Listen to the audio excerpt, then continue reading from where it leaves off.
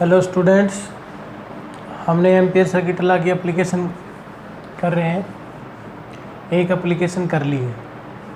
अगली एप्लीकेशन है magnetic induction due to a toroid.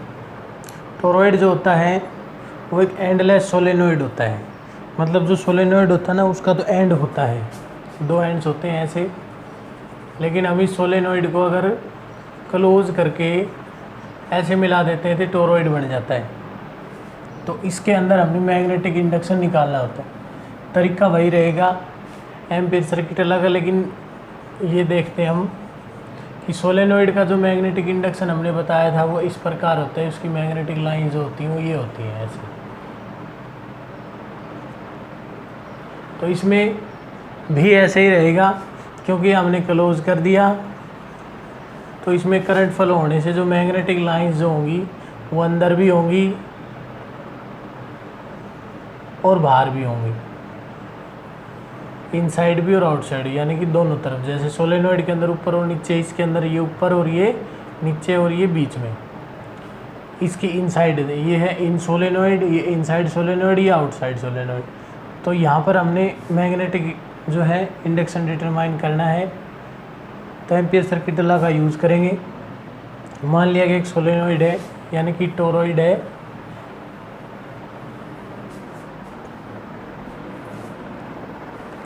Late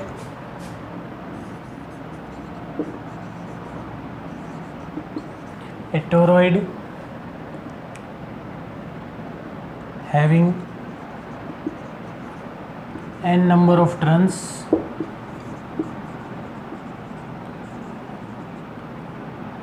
per unit length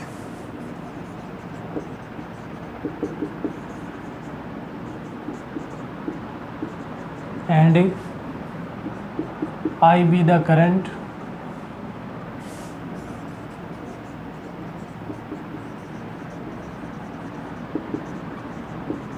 flowing through the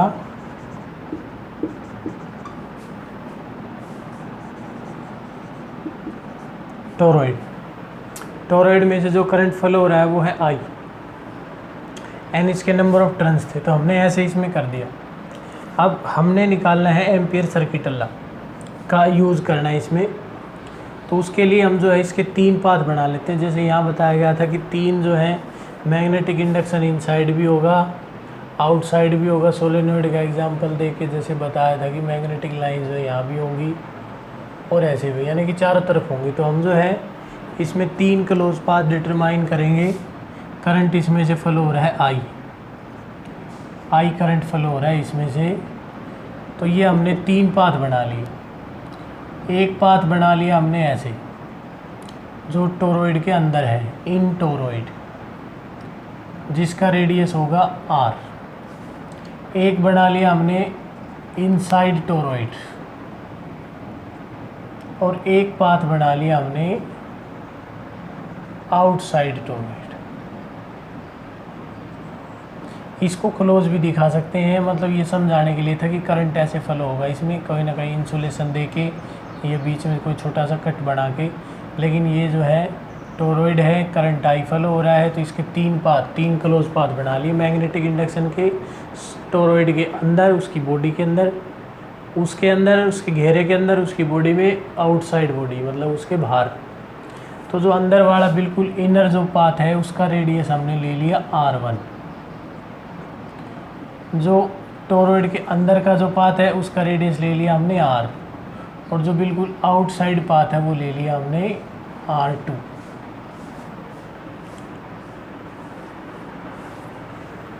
on constructing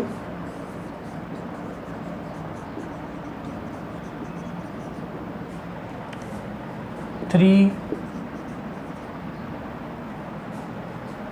empyrean concentric circles, concentric circular path. जो circular path हैं of radius, जो radius होगा R1, R and R2 in solenoid, inside solenoid,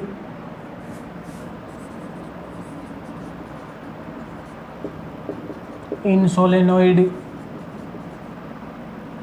solenoid नहीं toroid भाई,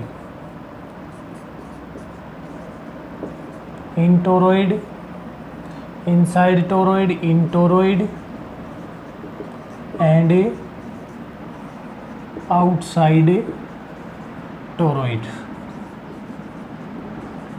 respectively. यानी कि ये 3 path बनाए थे हमने, ये तीनों पाथ जो हैं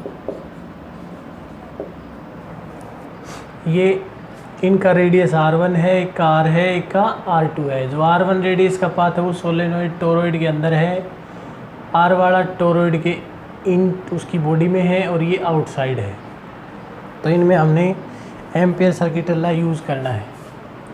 therefore by ampere circuit law, by ampere circuital law, circular law भी कह देते हैं, सर्किटल लॉ भी कहते हैं। Ampere circular law, B dot D l क्या कहते हैं एम्पियर सर्किटल लॉ की, B dot D L is equal to mu naught into total current, total current enclosed by surface, ये होगा। इसके यूज़ करना है, बाई करो। अब इसमें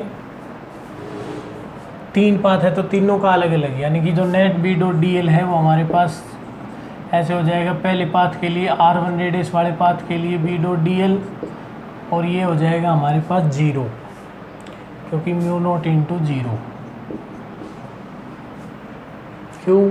क्योंकि जो करंट होता है वो इस पाथ से R रेडियस वाले पाथ से बाहर है, क्योंकि करंट फ्लो हो रहा है टोरॉइड की बॉडी में ऐसे, और ये जो पाथ है उसके अंदर है।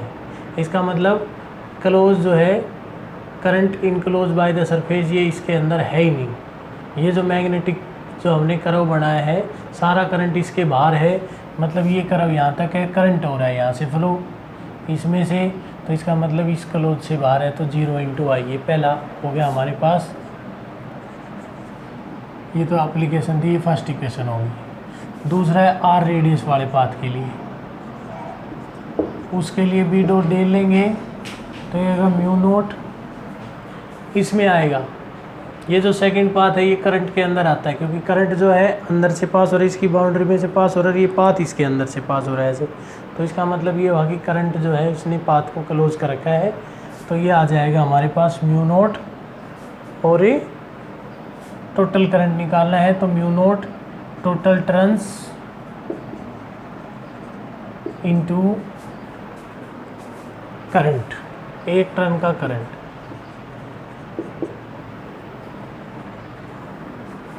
ये क्वेश्चन नंबर 2, इसको थोड़ा और सिंप्लीफाई कर लेते हैं भाई। R ये हो जाएगा बी डॉट डी एल, और ये हमारे पास होगा म्यू नोट। अब इसके टोटल टर्न निकालने हैं, तो पहले इसका रेडियस R है तो इसकी टोटल लेंथ निकालो, क्योंकि यूनिट लेंथ के टर्न हमें पता है कितने हैं, n है, n जो है वो यूनिट लेंथ के टर्न है, तो इसकी टोटल लेंथ निकालनी पड़ेगी। तो ये हो जाएगा n इंटू टोटल लेंथ हो जाएगी इसकी 2 पाई r, और एक टर्न का करंट कितना है I। इसका मतलब हमारे पास R रेडियस वाला जो पाथ है उसके लिए बी डॉट डी एल हो गया म्यू नोट n इंटू 2 पाई r इंटू आई। ये क्वेश्चन नंबर हो गई है 2। जो थर्ड पाथ है R2 रेडियस वाला, उसके लिए बी डॉट डी एल निकालना है हमने, तो ये हो जाएगा 0। क्यों? क्योंकि ये इसमें एम्पियर सर्किटल लॉ तो लगेगा, लेकिन magnetic induction outside the solenoid हमने बताया था वीक होता है। तो ये जो पाथ है ये है तो इस टोरॉइड के बाहर, यानी कि सारा करंट इसके अंदर ही है, इसके अंदर आएगा सारा करंट। लेकिन आउटसाइड द सोलेनोइड जो होता है मैग्नेटिक इंडक्शन बहुत वीक होता है, जैसे कल बताया गया था, पहले आर्टिकल में बताया था कि भाई मैग्नेटिक इंडक्शन ये होगा ऐसे। तो ये मैग्नेटिक फील्ड लाइन जो है वो बाहर की तरफ है, और बाहर चारों तरफ होती है इसलिए वीक होती है। इसका मतलब ये वीक इंडक्शन का फील्ड है। तो ये हो जाएगा हमारे पास 0 इसकी वजह से ड्यू टू वीक इंडक्शन, इसकी वजह से वीक मैग्नेटिक फील्ड, कमज़ोर मैग्नेटिक फील्ड की वजह से ये 0 हो जाए। तो इसलिए हमारे पास जो टोटल मैग्नेटिक फील्ड इंडक्शन है वो कितना है, देयरफॉर नेट मैग्नेटिक इंडक्शन वो ओनली आर पाथ वाला ही रहेगा। Therefore net magnetic induction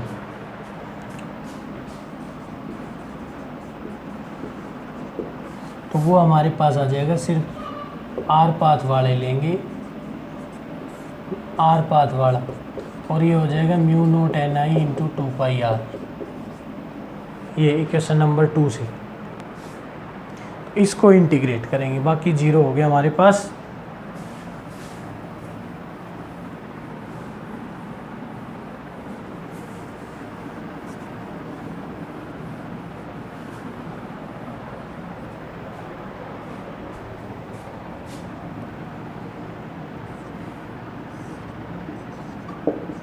are path का B dot D l determine करना हमने,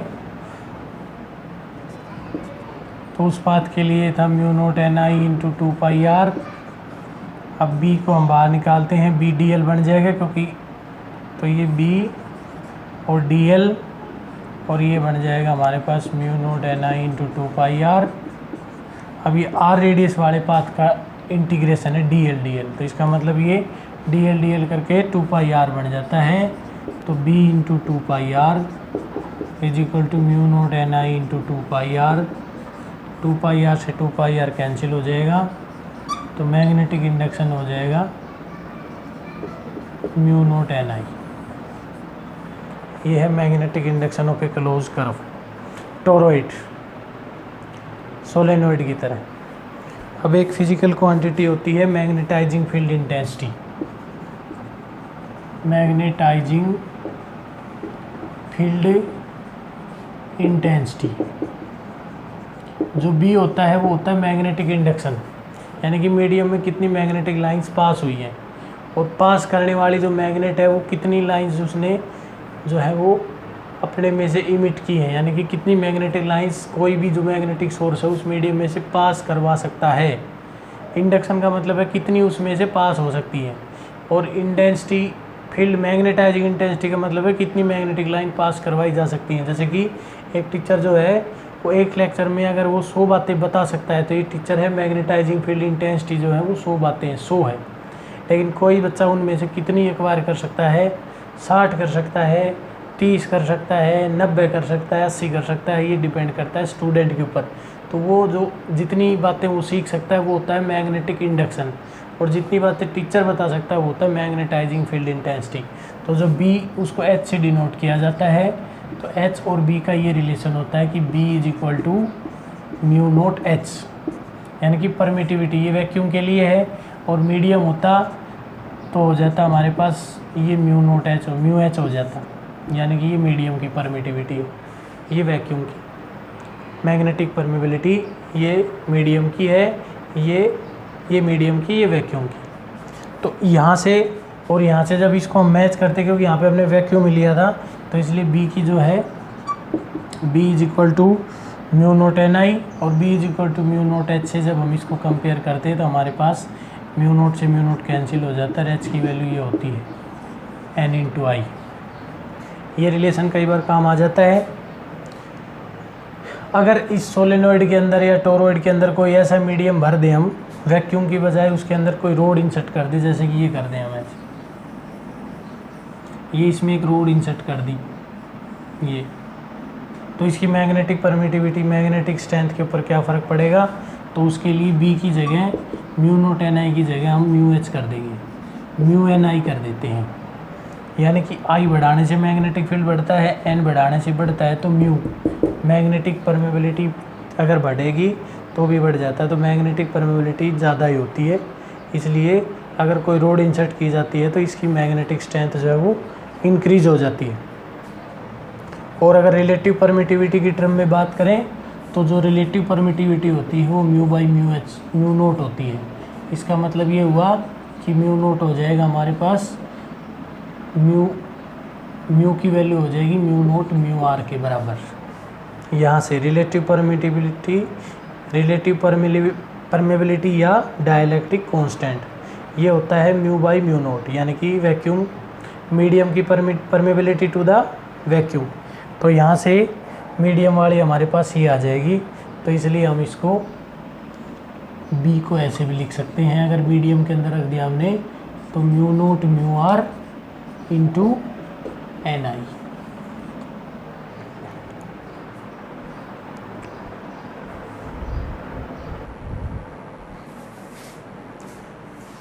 यह है एम्पियर सर्किट ला, हमने प्रूव करना पड़े बायट-सैवर्ट ला से, तो उसके लिए ये आर्टिकल है एम्पियर सर्किट ला बाई बायट-सैवर्ट ला। तो बायट-सैवर्ट ला का यूज़ करके हमने एक इनफाइनाइट स्टेट कंडक्टर के सेंटर के नज़दीक किसी पॉइंट के ऊपर हमने मैग्नेटिक इंडक्शन डिटरमाइन किया था भाई। वो किया था कितना, अगर परपेंडिकुलर डिस्टेंस ये है उस पॉइंट की, इस कंडक्टर से जो इनफाइनाइट लॉन्ग उसमें से करंट पास हो रहा है आई, तो उसकी वजह से हमने नियर सेंटर जो मैग्नेटिक फील्ड इंडक्शन डिटरमाइन किया था उसकी वैल्यू आई थी B is equal to mu naught N I 4 pi A और इंटू 2, यानी कि 2 mu naught N I upon 4 pi A आया था नियर सेंटर। तो इसी का यूज़ करके हम जो है ना यहाँ डिटरमाइन करते हैं। हमने मान लिया कि मैग्नेटिक इंडक्शन जो है किसी भी स्टेट कंडक्टर का ये सर्कुलर पाथ बनता है according to right hand screw rule. तो इस सर्कुलर पाथ के ऊपर जो है हमने अलग अलग मैग्नेटिक इंडक्शन के अलग अलग पार्ट बना लिए और उनका सभी का B dot D l determine करना। मान लिया कि इस कंडक्टर की वजह से इस पॉइंट के ऊपर मैग्नेटिक इंडक्शन है ना वो B1 है, मतलब ऐसे अलग से देखें तो इस लेंथ एलिमेंट के लिए मैग्नेटिक इंडक्शन B1, लेकिन ये अलोंग टेंजेंट होगा और इसका DL भी अलोंग टेंजेंट होगा, यानी कि B1 डॉट DL1। सिमिलरली मान लिया कि ये जो लेंथ एलिमेंट है इसकी लेंथ DL2 है, तो इसका टेंजेंट भी इधर होगा और मैग्नेटिक इंडक्शन भी इसका इधर होगा। अब ये सारे जो एलिमेंट है ये सर्कुलर पाथ के ऊपर है, मान लिया सर्कुलर पाथ है R रेडियस का, तो सभी एलिमेंट सर्कुलर पाथ के ऊपर है और सभी के ऊपर जो है मैग्नेटिक इंडक्शन का लाइन इंटीग्रल जो है वो ये हमने इसको एक large number of small elements के अंदर कंसिडर कर लिया इस पाथ को। तो यहाँ पर इस कंडक्टर की वजह से जो B1, B2, B3 ये डिफरेंट मैग्नेटिक इंडक्शन है, लेट B1, B2 ऐसे करके अप टू Bn, ये इनफाइनाइट तक B1, B2, B3 और ऐसे करके n लार्ज नंबर के अंदर डिवाइड कर दिया हमने इसको। ये इनफाइनाइट में कर सकते हैं, लार्ज में कर सकते हैं। Bn B the magnetic inductions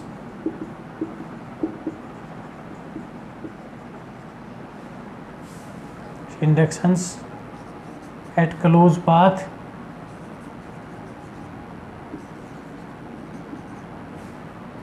due to current carrying conductor, current carrying straight conductor, infinite long straight conductor, infinite long straight conductor। ये कंडक्टर जो स्ट्रेट है इनफाइनाइट लॉन्ग है, तो उसकी वजह से मैग्नेटिक इंडक्शन B1, B2 अलग अलग पॉइंट पे यहाँ पे अलग, ठीक है। देयरफॉर जो B dot D L net जो B डॉट डी एल बनेगा हमारे पास पूरे क्लोज पाथ का, वो किसके बराबर हो जाएगा। मान लें यहाँ पे मैग्नेटिक इंडक्शन हमने B1 मान लिया, तो इसका होगा B1 डॉट DL1। इसी तरह दूसरे का हो जाएगा B2 डॉट DL2, इसी तरह B3 डॉट DL3 और ऐसे करके हम जोड़ते चले जाएंगे n तक। मतलब अब ये सिस्टम क्या है कि ये क्लोज पाथ है, इस क्लोज पाथ का मान लीजिए समान लेंथ एलिमेंट ये लिया है dl1 b1 के लिए, यहाँ पे मैग्नेटिक इंडक्शन b1 था, तो इसका जो लाइन इंटीग्रल होगा b1 डॉट dl1 कर दिया हमने। लेकिन जो ये सेंटर है, इस सेंटर से इस लेंथ एलिमेंट का एंगल देखते हैं, वो अगर मान लो डी थीटा हो, तो अकॉर्डिंग टू आर्क और लेंथ का जो कंसेप्ट होता है कि ये आर्क होती है, ये रेडियस होता है, इसकी लेंथ एल है, ये थीटा है, ये रेडियस है, तो theta is equal to L बटे आर होता है। इसका मतलब L is equal to R theta हो जाएगा। तो ये कंसेप्ट हमने यहाँ यूज़ करना है कि भाई इस पॉइंट का ये जो लेंथ एलिमेंट लिया था हमने इस पाथ का, इसने सेंटर पे डी थीटा एंगल बनाया है, तो इसका मतलब जो है यहाँ पे डी एल किसके बराबर हो जाएगा, आर डी थीटा के बराबर हो जाएगा।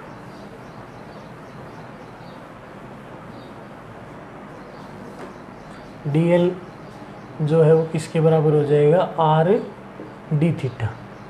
अब हमने ये क्लोज पाथ के रेडियस अगर अलग अलग हों, r1 r2 r3 हो, तो हम ऐसे लिख सकते हैं D L is equal to R D theta, और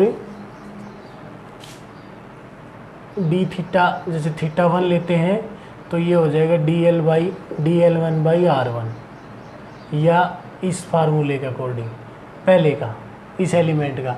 दूसरे एलिमेंट का डी थीटा क्या हो जाएगा, dl2 बाई r2, ये इस प्रकार। या हम ऐसे कह सकते हैं कि dl3 by r3 is equal to D theta 3, ये सारे हो जाएंगे। तो यहाँ पर हमने लेकिन मैग्नेटिक इंडक्शन सभी का क्या होगा, बराबर होगा, क्योंकि इनफाइनाइट लॉन्ग कंडक्टर के सेंटर के नज़दीक मैग्नेटिक इंडक्शन ये था। तो इसका मतलब ये जो लाइन इंटीग्रल लिया हमने, ये सभी का जोड़ हो जाएगा, दोनों के एंगल सेम है, तो इसको लिख सकते हैं b1 dl1 प्लस में b2 dl2 प्लस में b3 dl3, और ऐसे करके जोड़ते चले जाएंगे। अब b1 की वैल्यू रखेंगे 2। स्टेट कंडक्टर के सेंटर के नज़दीक मैग्नेटिक इंडक्शन हमने बताया था, सेंटर के नज़दीक वो होता था b is equal to 2 mu naught I upon 4 pi a। तो ये बनेगा हमारे पास 2 म्यू नोट आई, करंट तो कंडक्टर में आई है, यहाँ पे मैग्नेटिक इंडक्शन जो है b1 की वैल्यू रखेंगे म्यू नोट आई, और ये हो जाएगा हमारे पास 4 पाई, इसका रेडियस हमने मान लिया r1 है। अगर ये रेगुलर है तो सभी का r1 बनेगा, एक जैसा है तो, लेकिन इरेगुलर मान के चलते हैं, रेगुलर की तो सिमेट्री आसान होती है, तो इसका लिए, और लेकिन ये इसकी लेंथ ये तो हो गया, और into dl1। Similarly b2 dl2 की वैल्यू क्या हो जाएगी, 2 म्यू नोट आई 4 पाई r2, और ये हो जाएगा dl2। सिमिलरली b3 की वैल्यू हो जाएगी 2 म्यू नोट आई 4 पाई r3 और dl3। ऐसे करके ये ऐड अप होते चले जाएंगे।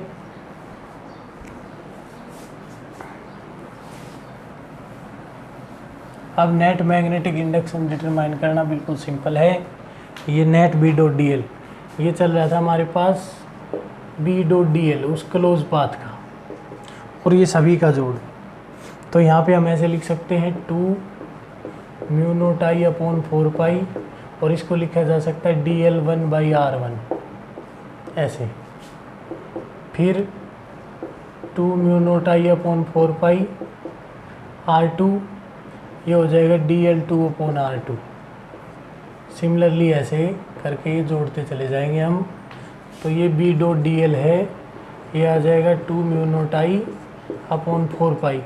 dl1 अपॉन r1 की जगह हम लिख सकते हैं डी थीटा 1, प्लस में अगला ये डी थीटा 1 हो जाएगा। अगला जो है वो 2 mu naught I upon 4 pi, और यहाँ हो जाएगा डी थीटा 2, और ऐसे करके ये 2 mu naught I upon 4 pi, और ये डी थीटा 3, और ऐसे करके जोड़ते चले जाएंगे हम लास्ट तक। तो हमारे पास 2 म्यू नोट आई कॉमन हो जाएगा। इधर चल रहा था B dot D L close path का, तो 2 mu naught I upon 4 pi हो जाएगा कॉमन, और यहाँ पे बचेगा हमारे पास डी थीटा 1, डी थीटा 2,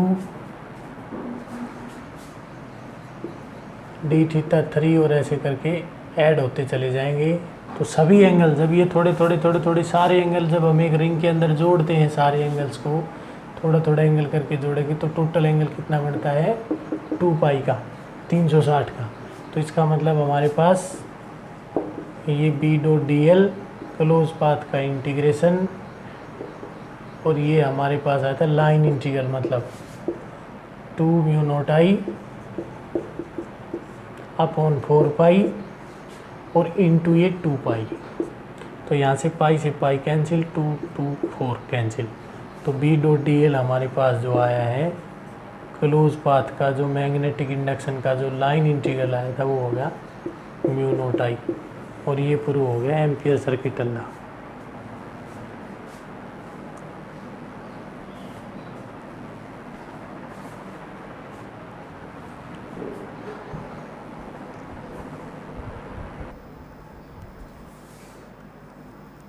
ये जो प्रॉब्लम है इसके अंदर हमारे पास 2 रिंग है जिनका रेडियस जो है वो सेम है, ए के बराबर है दोनों का रेडियस, करंट दोनों में सेम फ्लो हो रहा है, आई करंट फ्लो हो रहा है, सेम डायरेक्शन में करंट फ्लो हो रहा है। हमने इन दोनों के बीच की जो डिस्टेंस है वो है हमारे पास 2r।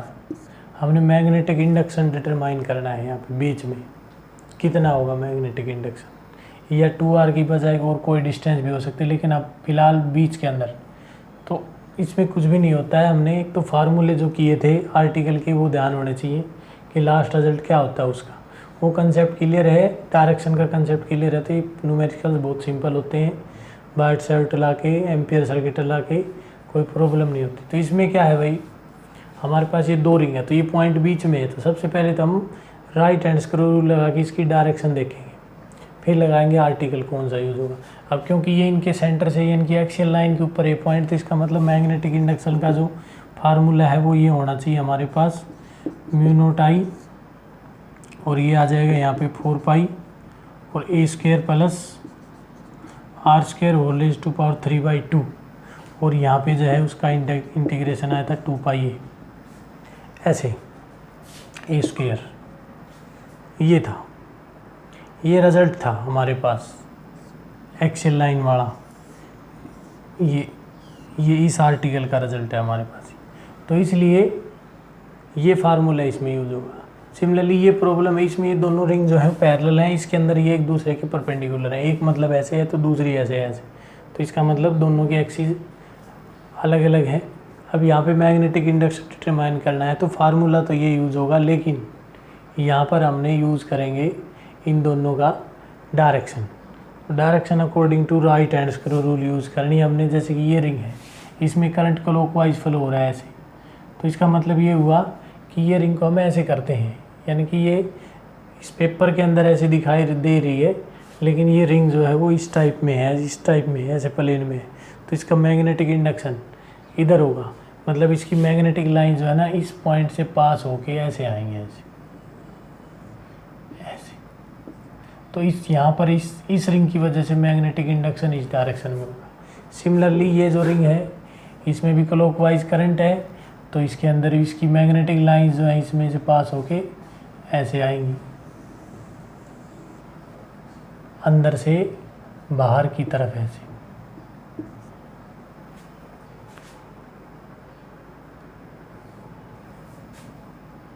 इस टाइप में सर्कुलर करंट जो है इसमें क्लॉकवाइज करंट फ्लो हो रहा है, तो मैग्नेटिक लाइंस ऐसे आएंगी इसके अंदर भी, तो दोनों की जो डायरेक्शन है ना वो सेम हो जाएगी। यहाँ पे देखते हैं तो इसकी मैग्नेटिक लाइंस की भी डायरेक्शन इधर है और इसकी मैग्नेटिक लाइंस की भी डायरेक्शन जो है ना इसी तरफ है, तो इसलिए दोनों का मैग्नेटिक इंडक्शन जोड़ होगा, और क्योंकि बराबर डिस्टेंस पर है फार्मूला ये यूज़ होगा, तो रिजल्ट आ जाएगा हमारे पास B = B1 + B2। इस फार्मूले के अकॉर्डिंग इसको यूज़ करेंगे। आर की कोई ना कोई वैल्यू गिवन होगी, 1 मीटर 2 मीटर 3 मीटर इसका रेडियस गिवन होगा, लेकिन फार्मूला ये लगेगा। अगर करंट की डायरेक्शन अपोजिट कर देते हैं, रिंग को हम बराबर रखें, इसमें करंट क्लॉकवाइज कर दें, इसमें करंट एंटी क्लॉकवाइज कर दें, और ये पॉइंट हो बीच में, तो क्लॉकवाइज वाले की वजह से तो मैग्नेटिक लाइन्स ऐसे पास होंगी इसमें से, और एंटी क्लॉकवाइज की वजह से पाथ तो ऐसा ही रहेगा, लेकिन डायरेक्शन जो है वो अपोजिट हो जाएगी। एंटी क्लॉकवाइज की वजह से ये डायरेक्शन इधर हो जाएगी। अब मैग्नेटिक लाइन जो है वो ऐसे पास हो गए, ऐसे आएंगे घूम के, तो इस पॉइंट पे एक मैग्नेटिक लाइन इधर होगी और एक इधर होगी, तो रिजल्टेंट होगा B1 माइनस B2। इस केस में या तो रेडियस डिफरेंट मिलेगा या करंट डिफरेंट मिलेगा, क्योंकि रिजल्टेंट तो जीरो करना नहीं, और हो सकता है बराबर हो तो रिजल्टेंट जीरो हो जाएगा, इसमें डबल हो जाएगा, इसमें जीरो हो जाएगा। अगर करंट और रेडियस वगैरह सेम है तो, डिस्टेंसेस सेम है तो, और उनमें किसी में फ़र्क है तो रिजल्टेंट हमने अकॉर्डिंग टू डायरेक्शन निकालना है, अकॉर्डिंग टू दिस फार्मूला निकालना है। सिमिलरली दिस पॉइंट है, इस पॉइंट पे ये जो पॉइंट है, ये दो रिंग है एक दूसरे के परपेंडिकुलर हैं। परपेंडिकुलर है मतलब एक इस प्लेन में है, एक इस प्लेन में, मतलब ऐसे हैं। तो इसका एक्सिस ये हो गया और इसका एक्सिस ये हो गया, तो मैग्नेटिक इंडक्शन इसकी वजह से तो मान लो अकॉर्डिंग टू करंट बताएगा वो। तो अब इसमें करंट जो है वो क्लॉकवाइज फ्लो हो रहा है ऐसे, एंटी क्लॉकवाइज, तो मैग्नेटिक इंडक्शन ऊपर की तरफ होगा, मतलब इसकी जो मैग्नेटिक लाइंस होंगी ना वो इस प्रकार पास होंगी। ये रिंग ऐसे थी तो इसकी मैग्नेटिक लाइन जो है ना इसमें से ऐसे बढ़ेंगे ऐसे, तो इसका मैग्नेटिक इंडक्शन होगा ऊपर की तरफ B1। सिमिलरली इसकी मैग्नेटिक इंडक्शन इधर होगा B2। अब B1 और B2 के बीच में 90 डिग्री का एंगल है, तो रिजल्टेंट मैग्नेटिक फील्ड हमारे पास ये आएगा A2 जमा B2 जमा 2AB कोस थीटा वाला फार्मूला, ट्रायंगल ला, पैरेललोग्राम ला वाला। तो इसका मतलब ये B1 square plus B2 square कोस 90 जीरो होता है, और B का जो फार्मूला है वो ये यूज़ होगा एक्सेल लाइन वाला, एक्सेल्स के ऊपर।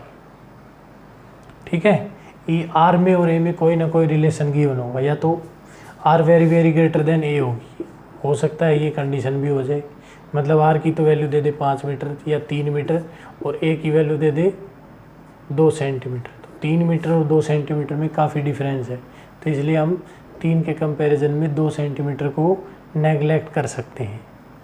इस टाइप का रिलेशन मिल सकता है, या R = 3A/2, इस टाइप का कोई रिलेशन होगा, लेकिन फार्मूला ध्यान होना चाहिए, और ध्यान होना चाहिए डायरेक्शन का ला, और प्रॉब्लम है वो विजुअलाइज होनी चाहिए।